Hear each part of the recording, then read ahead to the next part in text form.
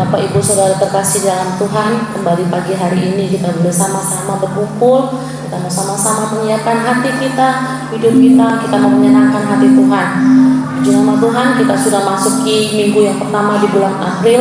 Semua karena penyertaan Tuhan begitu sempurna bagi setiap kita. Dan saya percaya setiap kita mengalami kebaikan dan pertolongan Tuhan sepanjang minggu ini. Oleh sebab itu mari kita siapkan hati kita. Kita mau memasuki ruang Maha Kudus. Kita mau menikmati Tuhan pagi hari ini. Haleluya Yesus, haleluya. Terima kasih Tuhan, kami mengucap syukur untuk kebaikan-Mu, untuk anugerah-Mu, untuk kemurahan-Mu dalam hidup kami Tuhan. Dengan apa kami balas semua kebaikan-Mu Tuhan. Selain kami memuji, menyembah Engkau Tuhan lebih lagi Tuhan, kami bawa korban syukur kami Tuhan ke tempat kudus-Mu Tuhan. Haleluya Yesus, haleluya.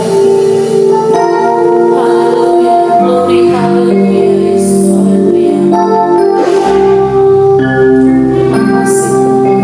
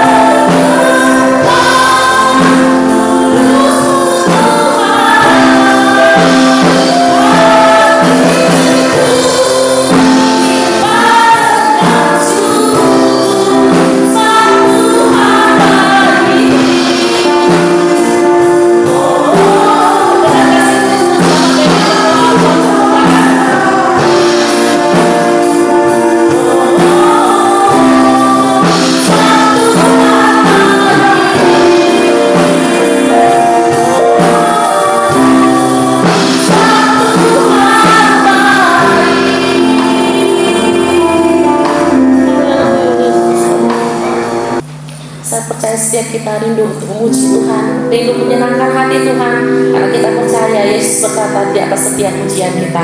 Haleluya, haleluya. Datang ke hadirat Tuhan.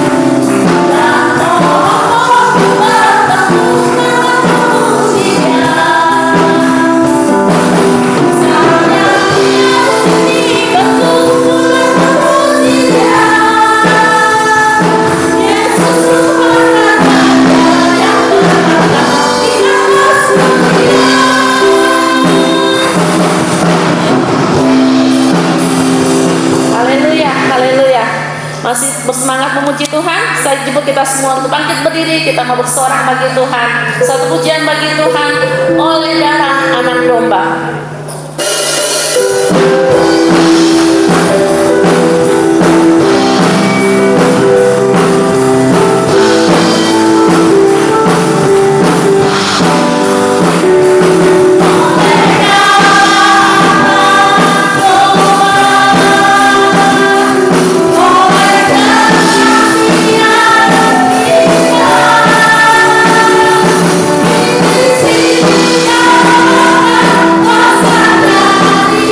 Hosanna,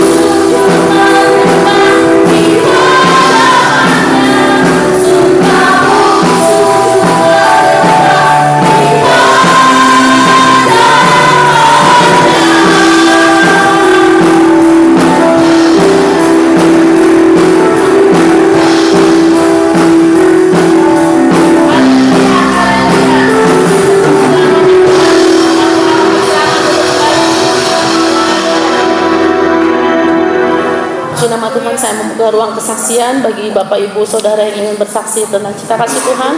Waktu dan tempat kami persilakan.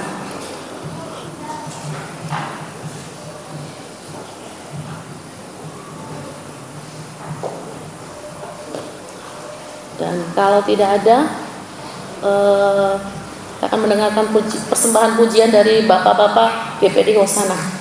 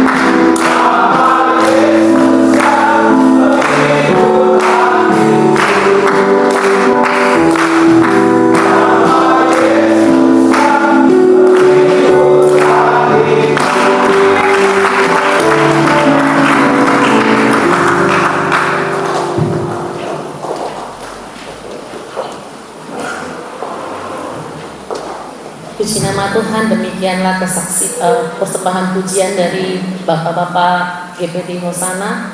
Yesus memberkati dan pujiannya boleh memberkati setiap kita. Puji nama Tuhan, kita akan menyiapkan hati kita akan mendengarkan kebenaran firman Tuhan pada siang hari ini. Kita sama-sama siapkan hati. Sungguh besar kasih-Mu Tuhan, sungguh besar pengampunan-Mu, sungguh besar pengorbanan pengorbanan-Mu Tuhan bagi setiap kami Tuhan. Terima kasih Tuhan. Kami mengucap syukur buat hidup kami Tuhan. Kami ada sampai hari ini semua karena anugerah-Mu. Haleluya Yesus. Terima kasih buat karya-Mu yang agung Tuhan. Karya-Mu yang terbesar dalam hidup kami Tuhan. Haleluya Yesus. Sama-sama katakan, bukan dengan barang fana Kau membayar dosaku, dengan cara yang mahal, tiada noda dan celah. Emas perak, bukan dengan emas perak Kau menebus diriku oleh segenap kasih dan pengorbanan-Mu. Ku telah mati dan tinggalkan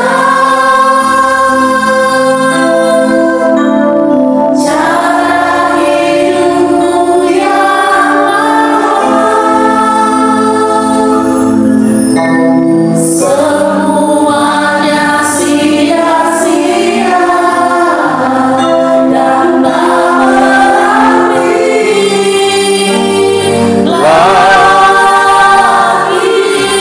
lagi hidup ini.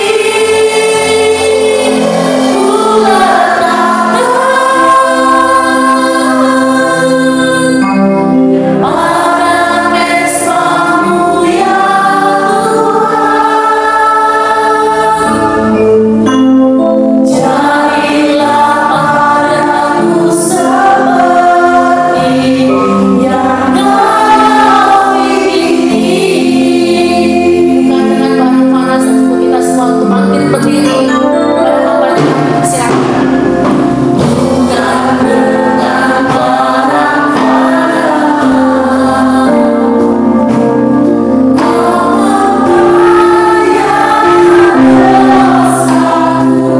Haleluya, puji Tuhan.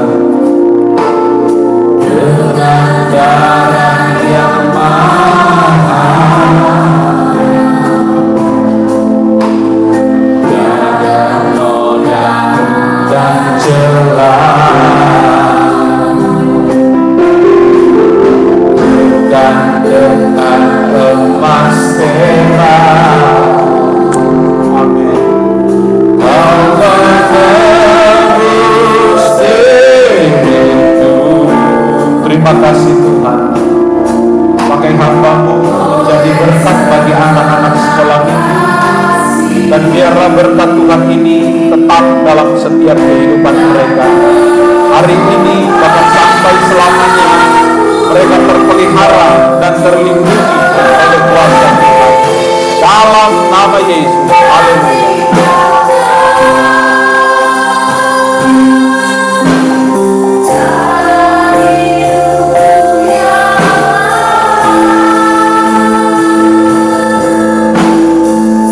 Semuanya sia-sia dan tak berarti lagi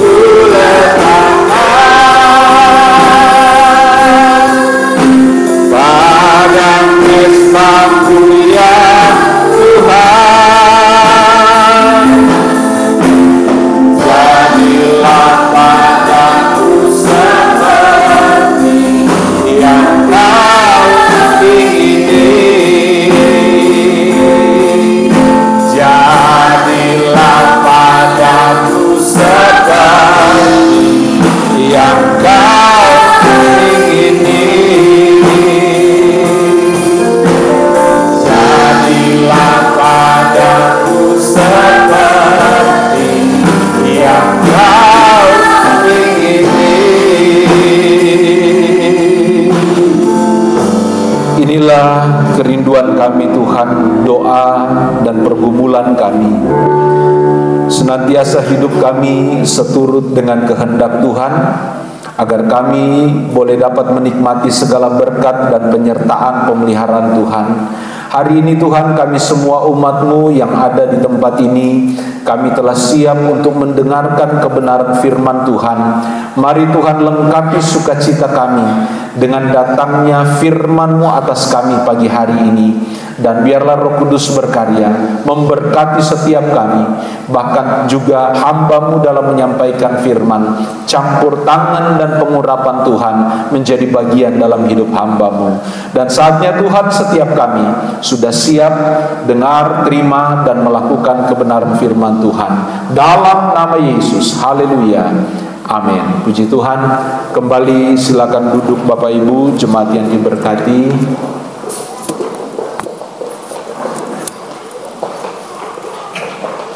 Puji Tuhan, Shalom. Seberapa banyak kita yang ada pagi hari ini sudah sangat siap untuk dengarkan firman Tuhan? Lambaikan tangan. 1, 2, 3. Puji Tuhan semua. Kita beri sorak-sorai bagi Tuhan. Orang Kristen yang baik dan setia adalah orang Kristen yang sudah siap dengan firman Tuhan hari ini. Puji Tuhan. Sekali lagi, toleh sebelah kiri kananmu. Lihat, dia masih Kristen apa enggak? Masih ya? Yakinkan? Oh masih? Oke, puji Tuhan. Maka saya senang sekali hari ini kita boleh ada di tempat ini, karena kita semua orang Kristen. Puji Tuhan.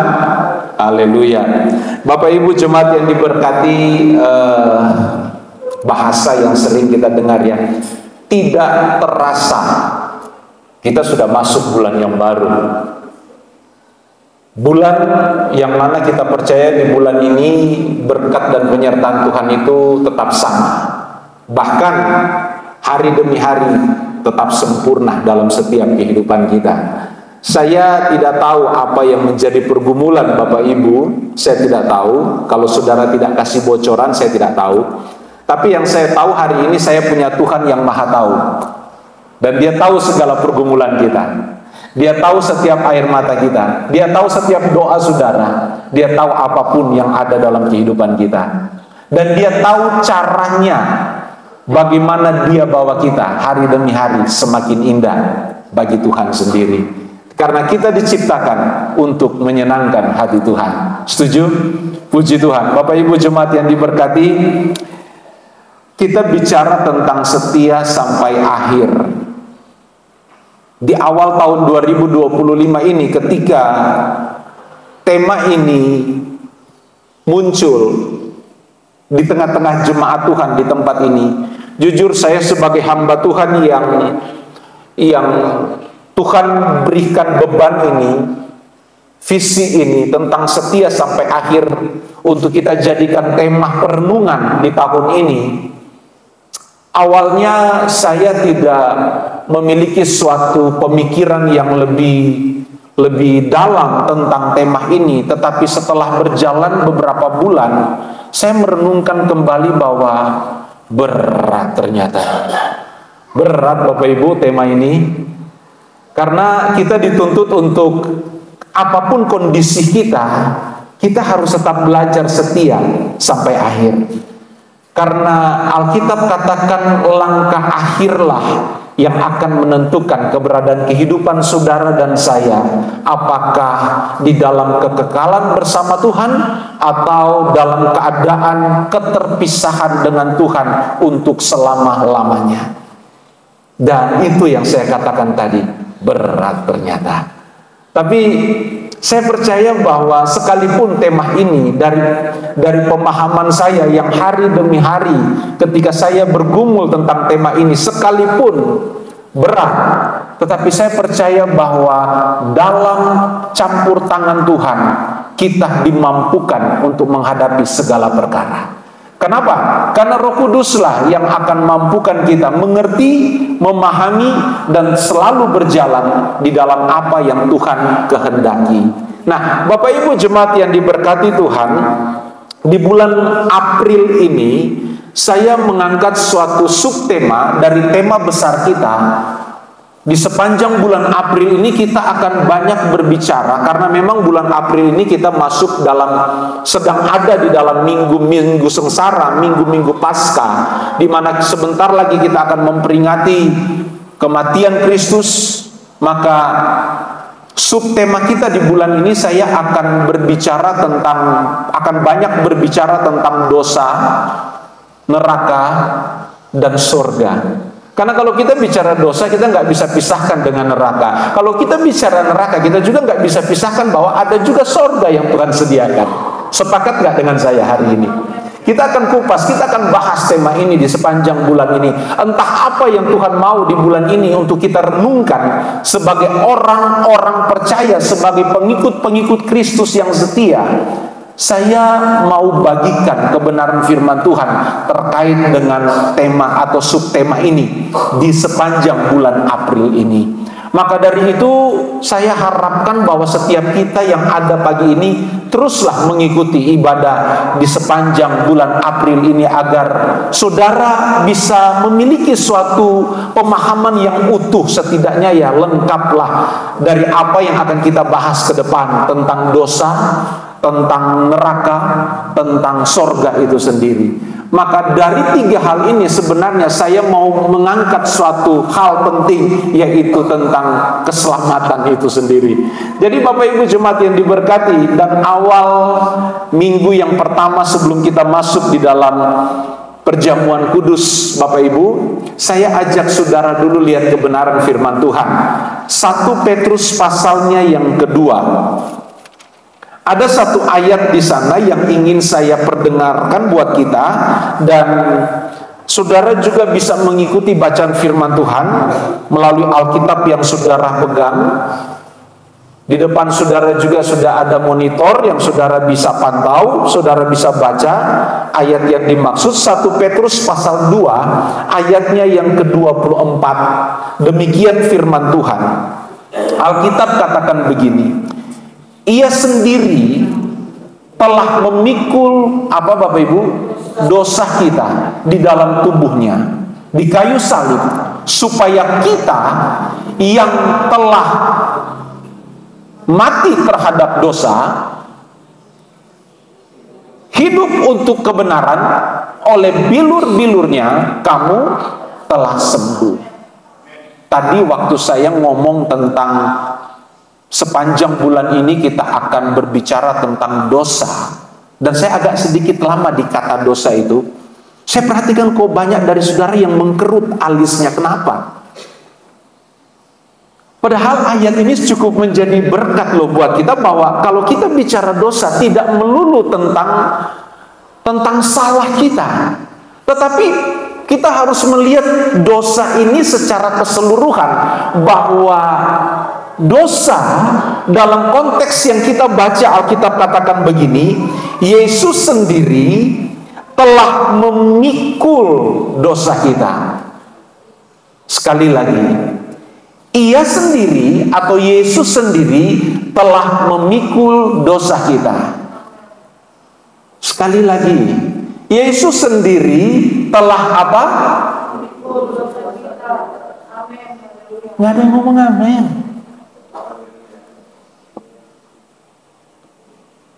Bapak Ibu, kita aminkan hal ini. Kita aminkan bahwa dosa kita sudah selesai ketika Yesus mati di kayu salib. Amin, puji Tuhan. Tapi tidak berhenti di situ. Dosa apa yang sudah diselesaikan? Nah, ini menarik kan? Dosa apa yang Yesus sudah bereskan di kayu salib? Tentu dosa yang sudah dibereskan, yang saya sederhanakan saja begini: dosa yang mendatangkan maut yang kekal, sengat dosa yang mengakibatkan maut dibereskan di kayu salib. Nah, pemberesan itulah yang Yesus kerjakan ketika dia mati di kayu salib. Jadi dosa yang dipikul Yesus, dosa yang diselesaikan Yesus adalah dosa perbuatan, dosa turunan dari orang tua kita sejak waktu di Taman Eden. Mereka melanggar perintah Tuhan. Itulah kesalahan dosa yang diselesaikan oleh Yesus. Pertanyaannya, bagaimana dengan dosa perbuatan kita hari ini? Sudah beres? Sudah beres? Beres enggak? Beres enggak? Kenapa? Beres enggak? Belum, selama kita tidak berdamai dengan Tuhan. Amin. Yang mau berdamai beri sorak-sorai dulu deh. Yang mau berdamai dengan Tuhan. Inilah tanggung jawab kekristenan kita. Karena terkadang orang berhenti sampai Yesus sudah memikul dosa kita di kayu salib, maka enjoy lah kita. No. Sabar dulu. Kadang orang Kristen terhibur dengan kalimat dalam ayat ini karena dosa kita sudah dipikul oleh Tuhan Yesus. Benar. Terkait dengan dosa yang dikerjakan oleh kedua orang tua kita awal waktu di Taman Eden. Tetapi soal dosa perbuatan, pemberesan harus dikerjakan oleh pribadi lepas pribadi. Suami buat salah dosa, istri nggak berkompeten untuk membereskan dosa suami di hadapan Tuhan. Sebaliknya, karena Alkitab yang mengajarkan kita, segala sesuatu yang kita kerjakan, kita akan pertanggungjawabkan apakah itu baik atau tidak baik adanya di hadapan Tuhan. Nah, Bapak Ibu jemaat yang diberkati Tuhan, di dalam 1 Petrus pasal 2 ini, kalau saudara lihat kebenaran firman Tuhan, sedikit saya mau bawa bahwa keberadaan kehidupan orang Kristen saat itu ada dalam keadaan yang menghadapi tekanan, baik dalam pengajaran. Kalau kita menghadapi tekanan dalam pengajaran, itu sudah terkait dengan tekanan persoalan terkait iman percaya mereka saat itu. Nah, Bapak Ibu jemaat yang diberkati, di saat orang Kristen yang ada pada saat itu sedang mengalami tekanan persoalan terkait dengan iman mereka, datanglah surat Petrus ini kepada orang-orang Kristen yang tersebar di Asia, tersebar di segala penjuru saat itu. Kalau saudara perhatikan salam pembuka dalam ayat pertama, dalam pasal pertama, Alkitab katakan begini, dari Petrus, Rasul Yesus Kristus kepada orang-orang pendatang yang tersebar di Pontus, Galatia, Kapadokia, Asia Kecil, dan Bitinia, yaitu mereka yang terpilih. Bapak Ibu jemaat yang diberkati, kalau kita berbicara tentang ia sendiri telah memikul dosa di dalam tubuhnya, di dalam salib yang dia hadapi. Ada seorang hamba Tuhan, dia katakan begini, di dalam 1 Petrus pasal 2 ayat yang kita baca, dia menekankan bahwa di dalam tubuh Kristus, luka-luka yang dialami Kristus yang sehebat itu menggambarkan semua dosa yang dilakukan oleh manusia. Bapak Ibu, saya beberapa minggu lalu kena uap panas, lagi setrika. Tanpa sengaja tangan saya ini dekat dengan uap panas dari setrika uap itu. Saya kesakitan Bapak Ibu, dan sampai hari ini membekas, dan kayaknya ini lama untuk hilang bekasnya.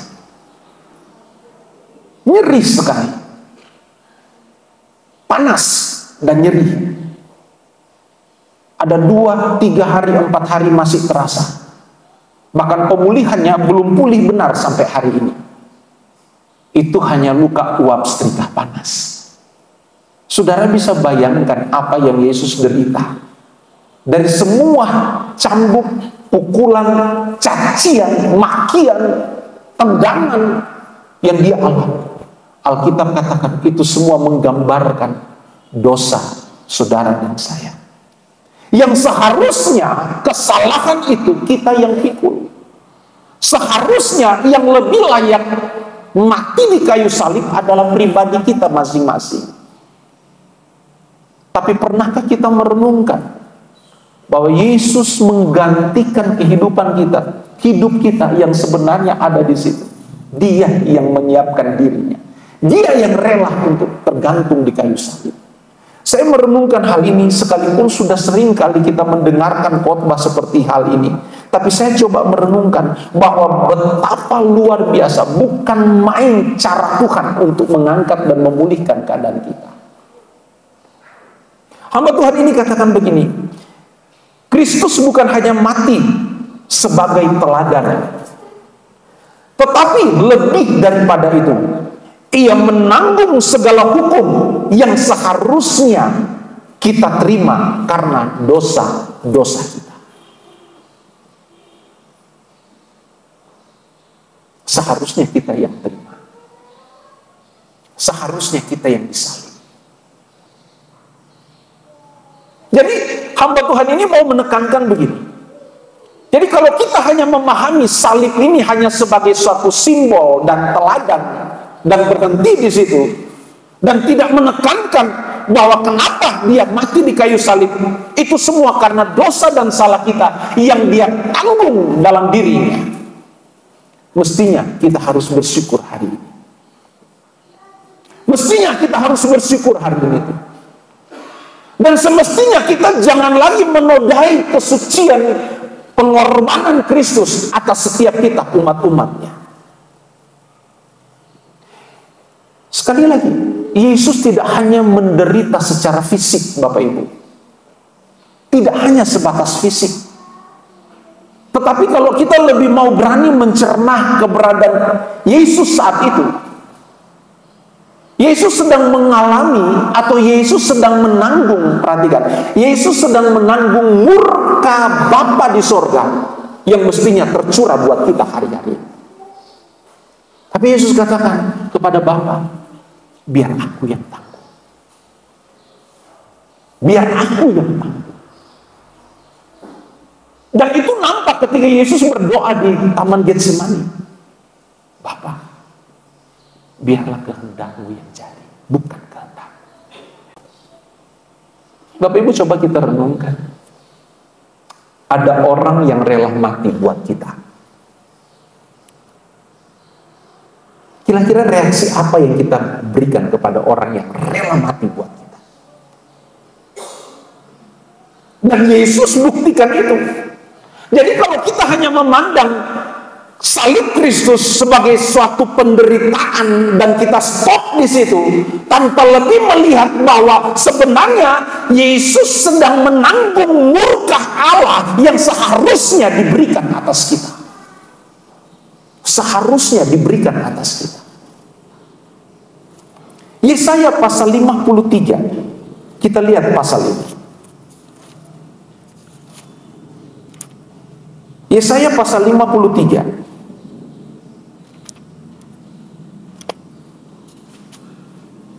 Ayatnya yang ke-6. Alkitab katakan begini. Kita sekalian sesat seperti domba. Masing-masing kita mengambil jalannya sendiri. Tetapi Tuhan telah menimpahkan kepadanya kejahatan kita sekalian. Inilah gambaran, sedikit gambaran dari sifat karakter manusia.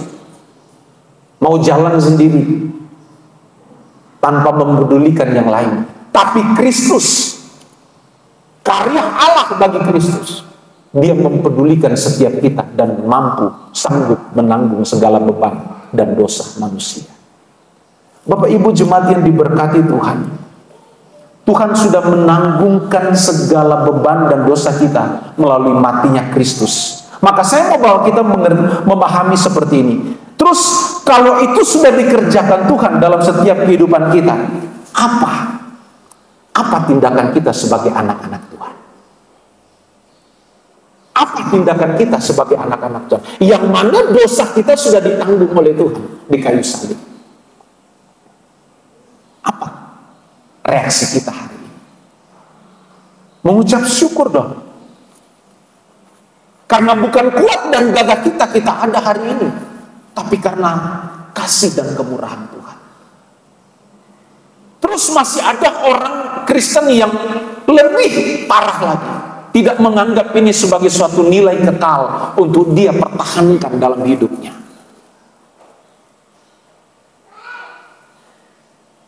Bapak Ibu jemaat yang diberkati Tuhan, Kristus sudah menanggung dosa kita di kayu salib. Artinya apa Bapak Ibu? Bahwa Tuhan tidak melihat keadaan kita hari ini, Tuhan tidak melihat keadaan manusia pada saat Yesus mati di kayu salib, tapi Tuhan membenarkan setiap kita bukan karena perbuatan kita, tapi karena kesetiaan Kristus di kayu salib. Maka dari itu Alkitab katakan siapa yang percaya kepada Yesus, dia peroleh keselamatan. Kita nggak ada benarnya sama sekali, Bapak Ibu. Tapi kita yang percaya Kristus, kita dibenarkan bukan karena kita benar, tapi karena kesetiaan Kristus. Jadi jangan ada yang sombong, oh saya orang Kristen benar. No. Kita dibenarkan bukan karena kita benar, tapi karena pengorbanan Kristus. Dosa kita diselesaikan, dosa kita dibereskan di kayu salib. Maka mestinya kita bersyukur, Bapak Ibu. Inilah dahsyatnya kekristenan. Inilah indahnya kita ada di dalam Kristen. Dan jaminan ini saudara nggak akan temukan di luar sana. Jaminan ini hanya ada di dalam Kristus. Tidak ada manusia yang benar, Alkitab katakan, karena semua orang sudah menyeleweng, sudah berbuat dosa. Tapi dengan matinya Kristus, sekali lagi, kita dibenarkan karena percaya. Bukan karena perbuatan kita. Sehebat apapun perbuatan baik kita, tanpa ada salib, omong kosong, perbuatan kita sia-sia. Sia-sia adanya. Jadi Kristen pun sia-sia kalau nggak ada korban Kristus di kayu salib. Maka dari itu kalau kita dibenarkan hari ini, itu cuma anugerah. Itu cuma anugerah, itu cuma pemberian Allah melalui iman percaya kita kepada salib Kristus. Dan dialah satu-satunya perantara kita. Tidak ada perantara yang lain. Saudara boleh buka Alkitab, silakan saudara berikan argumen. Selain Kristus, siapa yang ditetapkan Bapa menjadi perantara manusia? Hanya Kristus. Jadi jemaat yang diberkati Tuhan, Roma pasal 6, saya tambahkan ayatnya. Roma pasal 6 ayatnya yang ke-11. Coba kita lihat ayat ini. Roma pasal 6 ayat 11, demikian firman Tuhan. Demikianlah hendaknya kamu memandangnya, bahwa kamu telah mati terhadap dosa, tetapi kamu hidup bagi Allah di dalam ya. Artinya ayat ini mau ngomong begini. Alkitab, Paulus dalam hal ini lebih tepatnya mau mengajak kita semua untuk memahami keadaan kita hari ini. Bahwa semestinya kita ini ke neraka semua. Nggak ada kompromi. Sengat dosa adalah maut. Upah dosa adalah maut. Tapi syukur yang harus kita naikkan hari ini, ada yang gantikan posisi kita gitu. Ada yang gantikan posisi kita dan mampu menanggung segala dosa kita, dan akhirnya kita diluputkan dari maut dan kita masuk dalam kasih karunia dan anugerah. Kita diberi kesempatan untuk boleh dekat lagi dengan Allah cuma melalui Kristus, cuma melalui pengorbanannya. Coba saudara lihat, cari di dalam Alkitab. Siapa nabi, siapa rasul yang karena kematiannya mampu memulihkan keadaan manusia, yaitu connect lagi dengan Bapa di sorga? Nggak ada. Mau Musa sekalipun nggak ada. Mau Petrus sekalipun yang hebat, rasul yang hebat itu nggak ditulis dalam Alkitab. Paulus sendiri, rasul yang sekaliber Paulus, nggak ada di dalam Alkitab bahwa mereka adalah perantara. Enggak.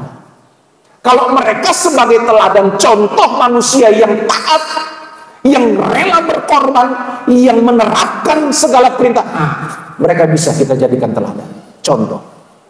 Tapi untuk perantara, cuma Yesus sendiri. Tolong dibedakan teladan dan perantara. Jadi jemaat yang diberkati Tuhan, kematian Kristus membenarkan keadaan kita di hadapan Bapa di surga. Terus kita rusak lagi itu pembenaran. Keterlaluan Kristen begini. Pembenaran itu sudah dikerjakan oleh Yesus. Lalu masih ada orang Kristen yang sengaja merusak pembenaran itu.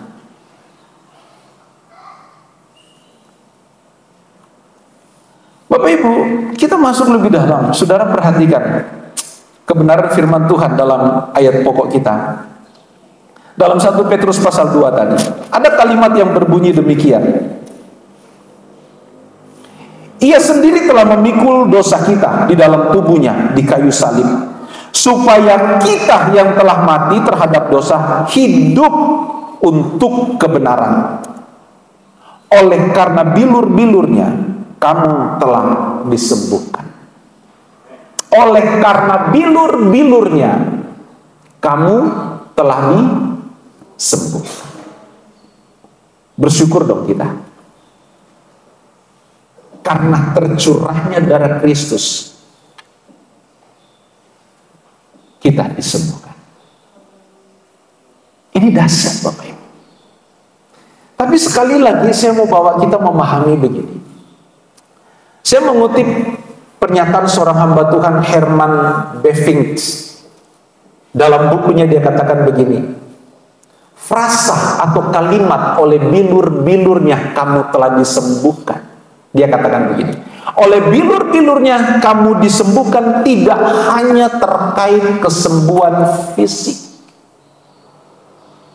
Karena banyak orang Kristen penggal pemahaman itu hanya di situ. Bilur-bilur Yesus sanggup kok sembuhkan kita. Yang dimaksud sembuh itu kita sembuh dari batuk pilek, kita sembuh dari sakit kepala, sembuh dari berbagai macam sakit penyakit. Itu mah kecil. Tapi yang benar Alkitab katakan begini, hamba Tuhan ini ngomong begini, oleh bilur-bilurnya yang dimaksud kita sembuh adalah tidak hanya soal fisik, tetapi lebih diutamakan adalah rohani kita disembuhkan. Sekarang kita sembuh fisik, tapi rohani kita sakit, percuma. Mana yang saudara pilih? Sembuh fisik atau sembuh rohani? Yang sembuh rohani coba angkat tangan. Yang sembuh fisik angkat tangan. Yang dua-duanya angkat tangan. Nah itu dia, beri sorak-sorai bagi Tuhan. Dua-duanya dong kita minta sama Tuhan. Artinya begini, harus seimbang, jangan berat sebelah.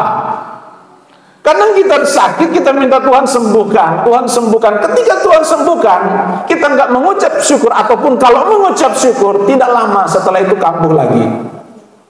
Dosa lagi yang dilakukan. Kan mari kita lebih minta kepada Tuhan, karena darah Tuhan sudah tercurah.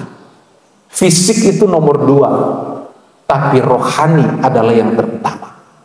Karena kalau saudara lihat konsep cara kerja Tuhan di dalam Alkitab, yang paling utama harus disembuhkan itu yang dalam dulu. Kalau dalam udah sembuh, terpancar keluar, hidup kita, jasmani kita, tubuh ini pasti sembuh. Pasti sembuh. Jadi mari hari ini saya mau katakan, kalau Yesus sudah mati di kayu salib, darahnya tercurah, dan darah Yesus itu sanggup menyembuhkan. Menyembuhkan bukan saja sakit fisik, tapi lebih daripada itu sakit rohani kita. Karena yang perlu dibangun adalah manusia rohani kita, manusia batin kita, manusia yang ada di dalam diri kita ini. Itu yang perlu disembuhkan. Siapa yang mau sembuh? Siapa yang mau sembuh? Belum semua angkat tangan. Saya nggak tahu apa alasan saudara. Masih nyaman di dalam dosa. Kerja keras kita hari ini. Kerja keras sepanjang bulan ini kita akan bahas hal-hal demikian.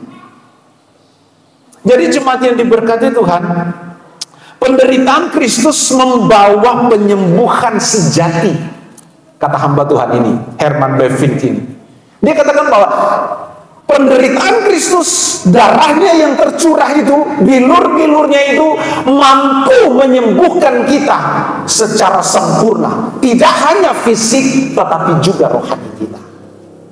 Dan ini sangat luar biasa. Jadi jemaat yang diberkati, sekali lagi hari ini, Kalau kita berbicara tentang dosa, tidak melulu tentang salah dan dosa kita, itu udah pasti. Tapi kita lihat dari perspektif lain. Dari sisi Allah, dia menanggung beban dosa kita. Dan ini perlu kita syukuri hari ini. Jadi, hari ini kalau saudara lagi dalam keadaan lemah fisik, lemah juga rohani, ayo minta kuasa darah Tuhan berkarya dan pulihkan serta sembuhkan kita. Saya percaya Tuhan pasti akan bekerja dalam hidup kita. Dan berikut, kalau kita berbicara tentang pengorbanan Kristus, dia sudah memikul dosa kita. Itu berbicara tentang kedaulatan Allah atas manusia. Kedaulatan Allah atas manusia. Kalau saya baca satu pernyataan seorang hamba Tuhan lagi, dia katakan begini dalam bukunya The Holiness of God. Dia katakan begini, dia menyoroti 1 Petrus pasal 2 ayat 24 ini, dia katakan begini, bahwa penebusan Kristus adalah rencana Allah sejak kekekalan. Artinya gini Bapak Ibu, Alkitab pernah katakan begini, di saat kita masih dalam keadaan berdosa, Allah sudah menyelamatkan kita. Artinya kita kan nggak tahu cara kerja Tuhan. Coba saudara renungkan, Tuhan sudah menyediakan hari depan yang penuh harapan. Saya banyak kali berbicara bahwa tidak ada sedikit pun rancangan Allah untuk manusia itu binasa. Tidak ada. Rancangan Allah semula manusia itu menikmati keindahan Tuhan. Rancangan Allah sejak mula ketika Taman Eden dibuat untuk manusia tempati dan menikmati segala yang baik. Tidak ada Tuhan punya niat untuk merusak ciptaannya. Logikanya sederhana. Barang yang saudara anggap itu bernilai, barang yang saudara anggap itu punya jasa, atau barang yang Anda buat dan kerjakan dengan hasil kerja keringat saudara, terus setelah sempurna saudara rusak, itu orang yang nggak sehat otaknya. Tapi yang benar adalah segala sesuatu yang bernilai, harta benda kita pasti kita jaga dengan baik. Tuhan pun begitu. Dia ciptakan kita seturut, segambar, dan serupa dengan dia. Dia menempatkan bahkan kuasanya ada dalam kehidupan manusia. Terus dia rusak. Logikanya nggak masuk. Yang benar adalah Tuhan pada mulanya menciptakan manusia segambar serupa dengan dia untuk menikmati segala yang baik dari Tuhan itu sendiri. Dan Eden adalah bukti. Dia siapkan segala sesuatu untuk ditempati manusia dan dinikmati oleh manusia. Tapi itu kembali lagi, dosa merusak semua itu. Jadi jemaat, Bapak Ibu jemaat yang diberkati Tuhan, tidak ada yang terjadi atau segala sesuatu yang terjadi dalam hidup kita ini semua ada dalam kendali Tuhan, termasuk keselamatan itu sendiri. Jadi anugerah ini perlu kita syukuri Bapak Ibu. Anugerah ini kita perlu syukuri. Termasuk kalau kita ada di bulan yang baru. Siapa yang sudah siap untuk berjalan di sepanjang bulan ini? Ya, kita semua siap.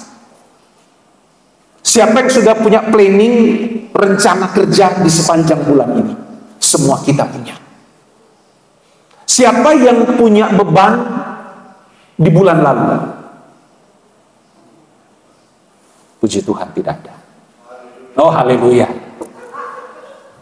Siapa yang mau meninggalkan beban bulan lalu untuk supaya berjalan di bulan ini tanpa beban? Haleluya.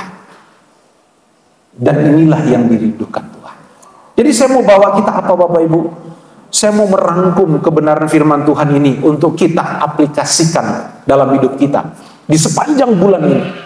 Terkait bagaimana Yesus sendiri sudah memikul setiap dosa kita di kayu salib. Nah, tanggung jawab kita kemudian adalah yang pertama, tetaplah hidup benar di hadapan Tuhan. Tetaplah hidup berkenan di hadapan Tuhan. Jangan rusak lagi hal yang sudah baik yang Tuhan kerjakan melalui Kristus di kayu salib, yaitu hubungan kita dengan Bapa sudah baik dan pembenaran itu sudah dikerjakan Tuhan. Jangan rusak lagi dong. Jangan rusak lagi. Hiduplah di dalam keinginan Tuhan. Hiduplah dalam apa yang Tuhan kehendaki. Terus bagaimana Om dengan penderitaan, dengan masalah, dengan tantangan yang kami hadapi hari-hari ini? Pak, Bu, Alkitab memberikan solusi. Ada jaminan di dalam Tuhan, yaitu pengharapan kita nggak sia-sia.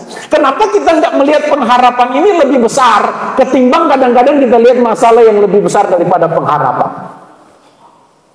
Kita punya pengharapan di dalam Kristus, kita punya janji-janji di dalam Kristus. Jadi artinya bahwa penghiburan, pengharapan, dan penderitaan kita harus maknai bahwa itu adalah satu bagian yang tidak bisa kita lepaskan dari kita belajar untuk setia di hadapan Tuhan. Kalau kita bicara tentang setia sampai akhir, sebenarnya dalam frasa atau tema kita ini terselip suatu makna begini, bahwa perjalanan hidup kita tidak lepas dari tantangan. Iya kan? Maka muncullah tema ini, setia sampai akhir. Kata setia sampai akhir ada suatu warning, ada suatu peringatan, ada suatu perintah bahwa apapun tantangan, sekali lagi ya kan, apapun tantangan, yuk kita tetap setia di dalam Tuhan. Ya, kita nih manusia nggak bisa kita lepas. Tuhan, saya nggak mau penderitaan, saya nggak mau tantangan, saya nggak mau ujian Tuhan, saya mau yang lempeng-lempeng aja dalam menjalani hidup. Nggak bisa saudara, nggak bisa. Tapi sebagai orang percaya, kita harus memaknai segala tekanan, persoalan, masalah, pergumulan, apapun itu namanya, tetap ada di dalam kendalinya Tuhan. Kenapa saya katakan tetap ada dalam kendalinya Tuhan? Karena Tuhan sendiri ngomong bahwa segala sesuatu yang kita hadapi tidak akan melampaui batas. Artinya memang Tuhan memberi yang berkuasa untuk mengendalikan segala sesuatu. Bagi mereka yang percaya, bagi mereka yang taat, bagi mereka yang setia, Paulus katakan Allah turut bekerja dalam segala sesuatu. Untuk apa? Mendatangkan apa? Celaka? Enggak kan? Mendatangkan kebaikan. Kebaikan yang model apa? Kebaikan yang sesuai dengan standar Tuhan. Jadi jemaat yang diberkati, ke depan di sepanjang bulan ini, yuk kita maknai tentang hidup untuk kebenaran, dan oleh bilur-bilurnya kamu telah sembuh. Artinya bahwa Tuhan inginkan bahwa manusia batin kita ini yang perlu kita prioritaskan untuk kita buat atau kita sembuhkan supaya kita indah di hadapan Tuhan. Bapak Ibu jemaat yang diberkati Tuhan, sekali lagi saya tidak tahu apa yang menjadi pergumulan saudara, tapi di bulan yang baru ini kita diperhadapkan dengan tubuh dan darah Kristus. Kita masuk dalam sakramen perjamuan kudus. Hari ini oleh bilur-bilur Tuhan, Tuhan mampu pulihkan keadaan kita, bukan hanya fisik, tetapi lebih daripada itu manusia rohani kita. Dan jangan rusak lagi hal-hal yang baik yang Tuhan sudah kerjakan. Tapi mari kita jaga itu sedemikian rupa, agar ketika kelak nanti kita mengakhiri perjalanan hidup kita di dunia ini, kita didapati setia, kita didapati berkenan, kita didapati layak untuk menikmati segala janji-janji Tuhan yang tersimpan di mana? Di mana? Di sorga yang kekal bagi setiap kita hari ini. Saudara boleh tutup Alkitab saudara. Mari kita boleh siapkan hati untuk kita masuk dalam sakramen perjamuan kudus, di mana hari ini di hadapan saudara dan saya sudah tersedia roti dan anggur, yang mana kita percaya ini tidak sekedar roti dan anggur biasa, tapi benar-benar tubuh dan darah Kristus. Ketika kita makan dan minum, sebentar kita peroleh persekutuan yang indah bersama dengan Tuhan.